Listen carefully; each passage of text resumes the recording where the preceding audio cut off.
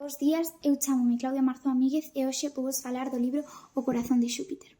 O corazón de Xúpiter é un libro escrito por Leicia Costas, unha avogada e escritora galega que escribiu libros como Escarlatina ou Xardín de Inverno. Este libro trata sobre unha rapaza chamada Isla que se muda cos seus pais a unha nova cidade.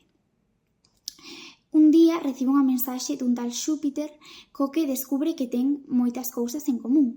A que máis lle fascina é o seu interese pola astronomía, xa que a ela encántalle ese mundo.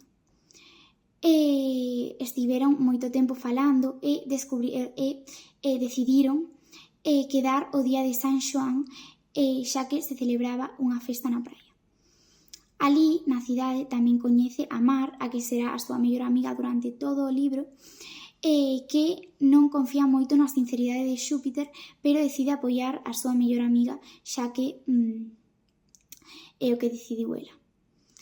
Entón, namoraranse. Quen será ese tal Xúpiter?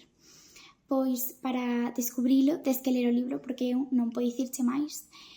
Para min, o meu personaxe favorito foi Mar, xa que creo que é unha moi boa amiga e sempre se preocupa polos demais, antepoñendo sempre as necesidades da xente a que quere as súas.